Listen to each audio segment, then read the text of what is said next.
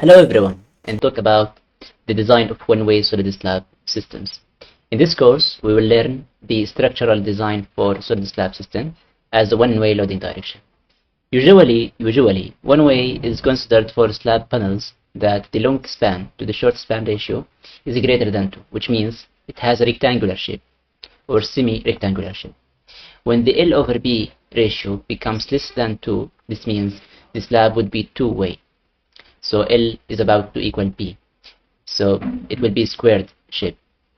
If the supports in a one direction, which means the columns, and they are stiff enough, in such as a cantilever example, therefore poor one-way slab loading system becomes available in this case. The assumptions of load direction as two-way is generally for squared shape panels. And also for the rectangular shape, the one-way loading direction means the most of loads are becoming and distributed and loaded in the short direction, so the most of loads are distributed and loading in the short directions, so the long direction has also loaded, but the most of loads are becomes in the short direction, so it becomes or considered as one-way slab panel. The design principles: we will take a strip, and this strip for the solid slab has a width or a width of 1000 millimeter. One-way solid slab, generally no shear reinforcement is used, but in our case we will use the SEI code to check the VC and V ultimate to compare the capacity of concrete to resist the shear forces. Okay, so we will check the reinforcement, it should be used or not. But generally for one-way solid slabs, generally no shear reinforcement is used. In order to resist the shrinkage, for minimum shrinkage or minimum reinforcement will be the temperature stresses shrinkage ratio, which is 0.0018 area gross. Beams and slabs modeled as one-dimensional structures in this course as a frame members. Okay, so we have a line of structural models and pen and rulers for the supports. So it's just one-dimensional, but you can use ETABS or any other software to make a 3D or even a 2D frame dimensional structure. And finally, the preliminary thickness of one-way solid slabs and beams can be determined using the SEI 318-19 code provisions, which are minimum thickness of the slab and beams. Okay. The preliminary dimension of beams, because we need to design the slab, we should have the preliminary dimension for the beams.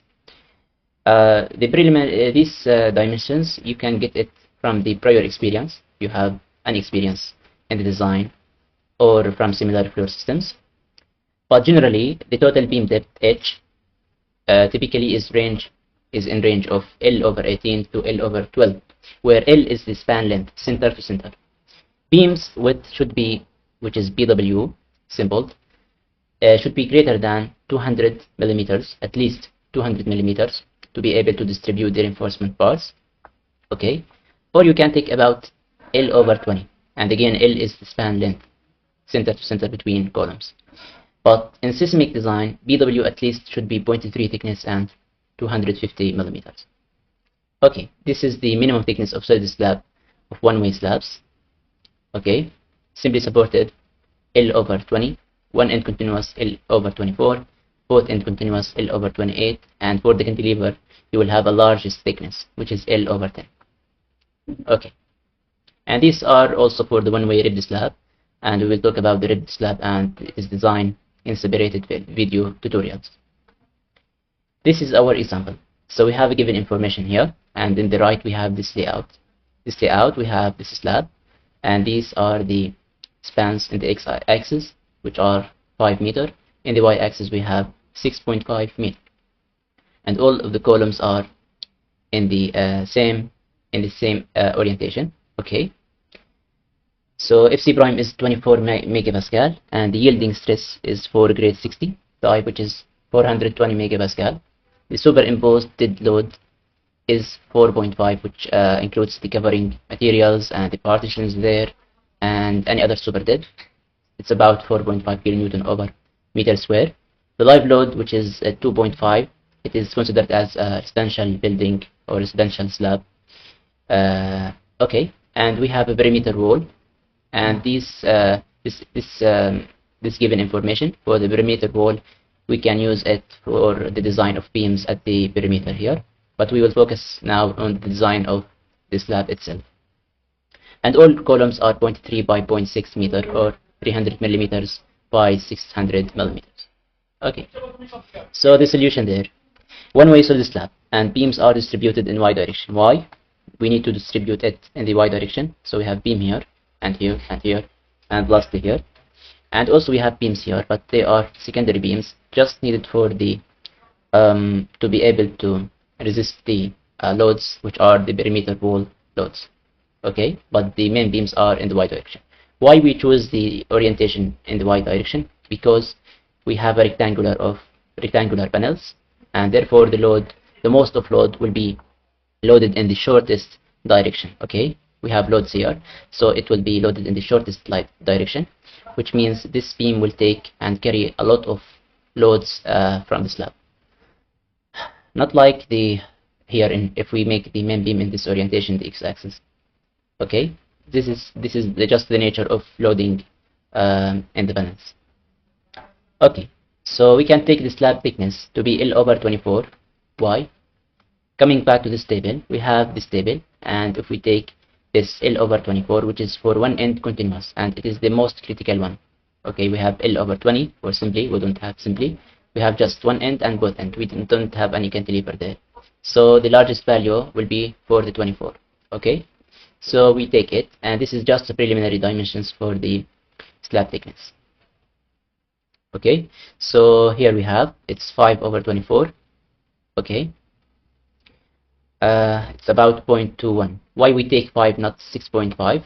Here we have 6.5 and we have 5 meter. If we take a strip here, and we will design it, this strip will be supported in this beam and this beam and this interior beam and this exterior beam. Okay, so the span length will be 5 meter, 5 meter, 5 meter. Okay, so we take 5 meter over 24 for one end continuous, and it will be 0.21 meter. We can take or try each 200 millimeters for now.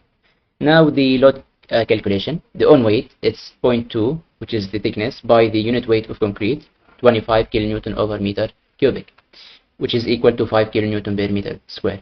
Okay, and here we have load combinations. The most famous two famous equations, load combinations, are the 1.4 dead and the second one 1.2 dead plus 1.6 live. So if you compute it, we have total dead of own weight of the slab itself plus the super dead, so it's 13.3. The W ultimate to 1.2 by the dead load plus 1.6 by the live load, which is 2.5, evaluate to 15.4 kilonewton per meter square.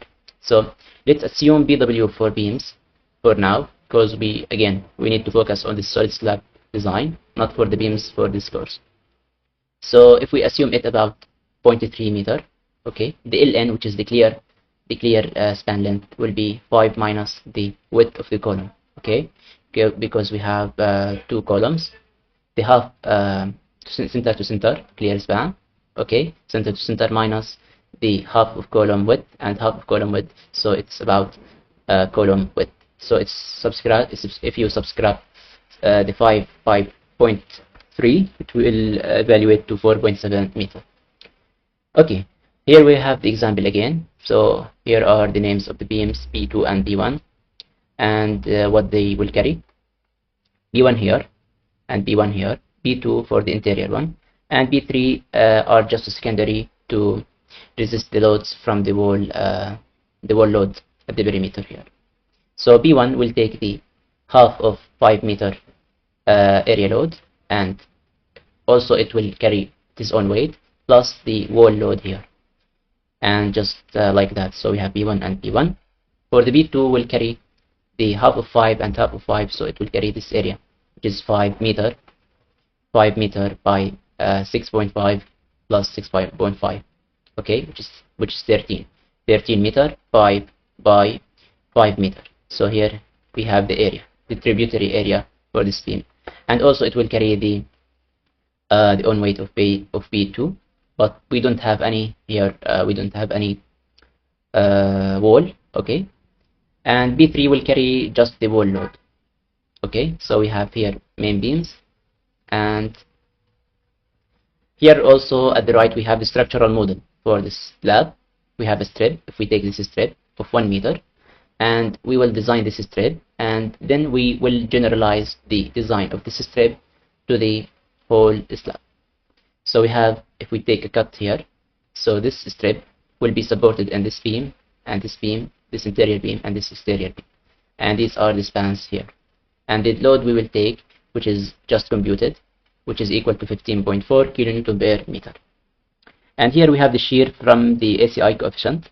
According to ACI code, it will be W ultimate ln over 2, and just here we will have 1.15 W ultimate L2 over 2. So here we have also the ln, which is the clear span 4.7, which we have calculated, and then we can compute the shear forces and shear, and then we can compute the shear the shear V ultimate and PC, and then we will make a comparison to check if the slab needs for shear reinforcement or not. Okay, we can check the shear reinforcement. V ultimate is equal to 1.15 W ultimate ln over 2, which is the largest one, so it is the envelope one. We can just take it, and if you compute it, it will be 41.6 kilonewton. Okay, so we have the shear force here, the envelope one. Yeah, so here we have to compute PC, which is the capacity of concrete to resist this shear forces. And if it is larger than if it is larger than V ultimate, this means that no shear reinforcement is used, and this is in our case will be. So okay, according to ACI 318-19 version, we have the VC here is the formula. Nu over 6 Ag, first of all, it is the effect of axial load, and here we don't have an axial load in the slab. Okay, so FC prime is 24 megapascal. For rho W we need just to estimate it a little bit. Lambda, it is just a factor which is equal 1 in this case, and lambda is, it is a size factor, and for D here is the formula, and just for D, which is the effective depth, if it is less than or equal 25 centimeter, we can take it as 1. Okay, and just this VC should be also less than or equal to 0.42 lambda square root of FC prime W P WD. Okay, B, which is BW, which is the web width. Okay, so let's assume first of all, to compute the VC we need to estimate the rho W, but we haven't made the design yet, but we can just estimate it as a shrinkage value, and we can just take it like a ratio of H over D. So you can take it like that, 0.0018 H over D. H here, it is the thickness of the slab, in our case 200 millimeters, over D, which is 160 millimeters. Okay, it's given here 0.00225, and then we can compute pi BC, pi, which is a reduction factor in the SI code. For the shear, you can take it 0.75, and we can neglect the Nu over 6 Ag. We have the BW, which is 1000 millimeter as discussed previously, which is the one strip, okay, of 1 meter width, and D in our case will be 160 millimeters because we need a cover, and D is equal to H minus the cover depth. Okay, and here we divided by 1000 because we need to make the units fit, and it's equal to 50.8, okay, kilonewton. Thus this VC or 5VC with the reduction factor is less or more than V ultimate, so it's safe and means no reinforcement, shear reinforcement is needed. Also, you can take the 318-14 version, which is the previously version. You can take it from this formula. Pi VC is equal to 5 over 6 by lambda square root FC prime BWD, and it will equal a largest value. Yeah, so it's equal 98, and it's also greater than the V ultimate, which is mean. Okay. Here we have some notes. For more accurate solution, we just in this code we need rho W.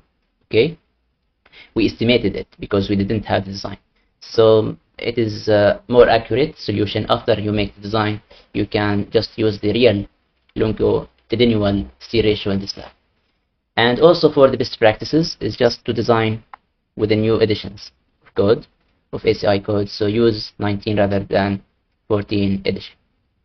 So here we have the design of Flexural. W ultimate ln square over 24 over 10 over 11 over 16 over 14. These are from ACI coefficients. You can refer to the ACI coefficients in the ACI code, and there are some notes and some considerations there. And here we have for the exterior, for the interior face, exterior face, and so on. So these are just coefficients of W ultimate ln square. Okay. If you compute it for the negative moment, negative moment, and positive moment, we have these values. We can see that the largest value is 34 kilonewton meter. So we can design just for this envelope moment. The minimum area of steel, first of all, it's equal to 0.0018 pph, which is a shrinkage steel as discussed previously. So B here is the section width, which is 1000 millimeter strip. H is the slab thickness, which is 200 millimeters in our case. Here we have area of steel equal to 360 millimeters. If you can use pi 12, it will be equal to 1 bar pi 12 each 300 millimeters. And maybe you can use each 250 millimeters or 25 centimeters for better arrangements and better practical work, because you need you need to distribute the bars in a proficient and professional way. So we can take this moment, and here are the formula for the design of moment. Okay, we have BW 1000 millimeter. Here we have the B and the D, which is 160 meter. Okay, if C prime 24, M ultimate, which is the ultimate envelope moment, we have 34 kilonewton meter. And yep, so we can use it as here if yielding 420 megapascal. So if you can evaluate it, we have a steer ratio of 0.00364. So we have the steer ratio.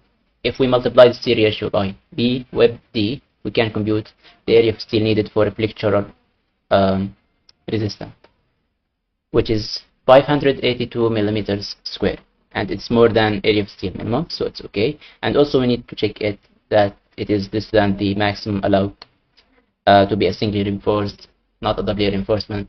So we have here the value, and it will be evaluated to 0.015. And yep, so it is less than here the row maximum, and it is our value, it's less than this maximum value, and it's okay. So we have in the range. The number of parts needed for a 1 meter strip width, it's equal to this area of steel. You need to divide this area of steel by 154. So it's evaluated to 3.78 bars. Okay. Why we divided by 154, which is the area of the circular area of a bar diameter 14 millimeters. Okay, so we can divide by the area of needed bar or preferred bar size, so we can get the number of bars. And we also need to make it for the closest integer, so we need to round it. And then we can compute the spacing between each two bars, which is the width we have available, by the number of bars. So it's about 260 millimeters.